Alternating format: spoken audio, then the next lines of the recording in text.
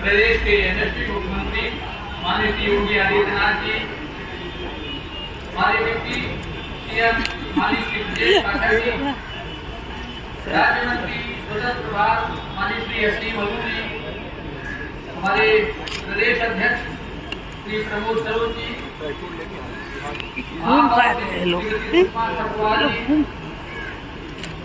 उपाध्यक्ष अनुसूचित जाति वित्त निगम विश्वनाथ जी, अमरनाथ प्रजापति जी, डॉक्टर सत्या दोबे जी, श्रीमती बीना मौर्य जी, अंते प्रज्ञा साहब और विद्वान और प्रदेश के कोने कोने से आए हुए हमारे प्रदेश के विभिन्न अंचलों से आए हुए लोगों का स्वागत करता हूँ। आज पूरे देश में ही नहीं बल्कि पूरी दुनिया में बाबा साहब डॉक्टर अम्बेडकर की जयंती बड़े धूमधाम से मनाई जा रही है, क्योंकि बाबा साहब डॉक्टर हमारे लिए प्रासंगिक हैं, क्योंकि बाबा साहब डॉक्टर अम्बेडकर ने दलितों को सैकड़ों सालों की गुलामी से आजाद कराया। 1932 में बाबा साहब डॉक्टर अम्बेडकर ने पूरे देश में घूम घूम करके अनुसूचित जातियों की पहचान की और 1932 में जो सूची बनाई अनुसूचित जातियों की,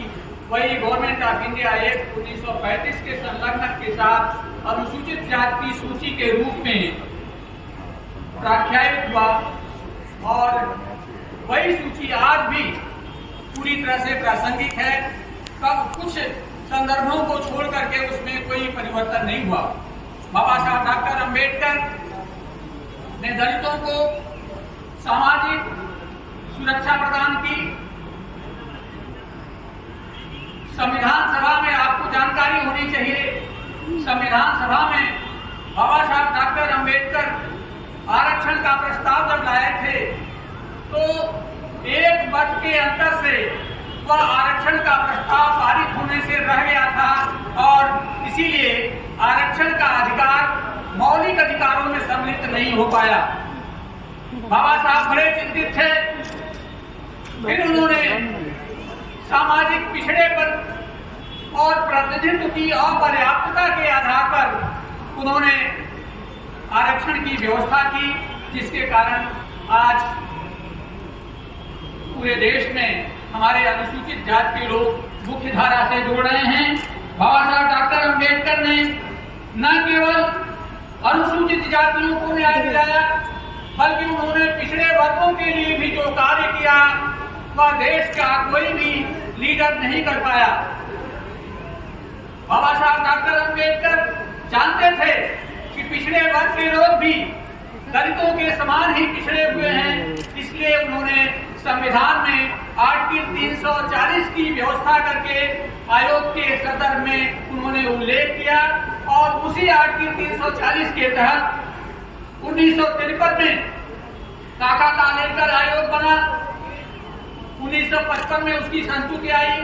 किंतु तत्कालीन कांग्रेस सरकार ने उसे यह कहकर के लागू नहीं किया कि पिछड़े वर्गों की इतनी बड़ी आबादी को संसाधन देने के हम अभाव में हैं और इसलिए इन संस्तुतियों को लागू नहीं किया जा सकता। 1979 में मंडल आयोग बना,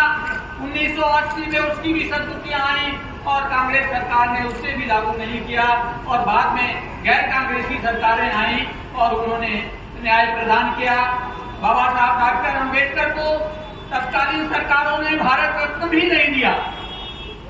लेकिन मुझे खुशी है कि जो सरकारें अटल बिहारी वाजपेयी जी, रामविलास पासवान जी जिस सरकार में सम्मिलित हुए, उसमें बाबा साहब डॉक्टर अम्बेडकर को भारत रत्न दिया गया। और साथियों, बाबा साहब डॉक्टर अम्बेडकर को सम्मान देने का जो कार्य प्रधानमंत्री नरेंद्र मोदी जी ने किया, मुख्यमंत्री योगी आदित्यनाथ जी ने किया, वह अद्वितीय है। आपको पता है 26 अलीपुर रोड दिल्ली, जहां बाबा साहब डॉक्टर अम्बेडकर निवास करते थे, एक प्राइवेट प्रॉपर्टी थी। हम लोग मांग करते रहे, पूरे देश के दलित मांग करते रहे उसे स्मारक बनाया जाए, किंतु तत्कालीन सरकारों ने कोई ध्यान नहीं दिया और जब अटल जी प्रधानमंत्री हुए तो उन्होंने 16 करोड़ रुपए में 26 अलीपुर रोड का वह प्रॉपर्टी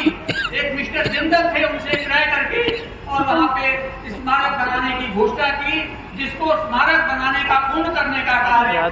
प्रधानमंत्री श्री नरेंद्र मोदी जी ने किया। इसके अलावा हमारा जो 10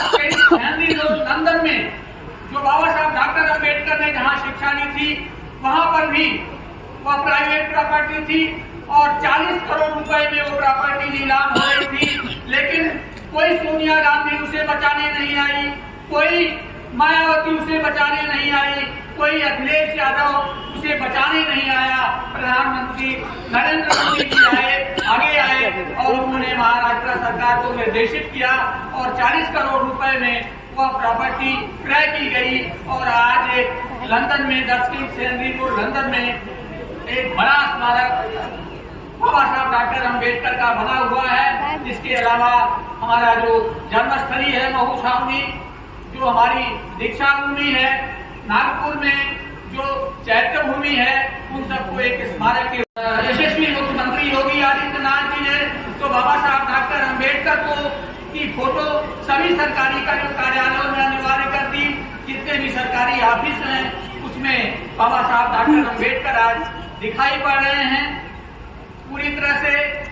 हमें बड़ी खुशी हुई पिछले दिनों जब प्रधानमंत्री नरेंद्र मोदी जी सहारनपुर में आए थे तो हमारे यशस्वी मुख्यमंत्री योगी आदित्यनाथ जी ने उन्हें जो भेंट में दिया था वह बाबा साहब डॉक्टर अम्बेडकर की तस्वीर थी।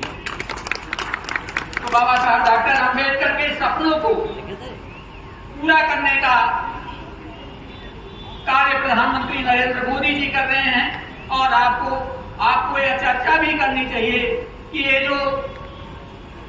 आवास योजना है, उज्ज्वला योजना है, सौभाग्य योजना है, उज्ज्वला योजना है, आयुष्मान भारत है, स्वच्छ भारत मिशन है, इन सब योजनाओं के केंद्र में दलित हैं और उसमें 70 से 80% लाभार्थी दलित हैं। ये बाबा साहब डॉक्टर अम्बेडकर के सपनों को साकार करने का काम किया गया है। आज के इस अवसर पर समय की कमी के कारण मैं अपनी बात समाप्त करता हूं और आपको पुनः आभार व्यक्त करता हूं कि आप इस समारोह में भाग ले।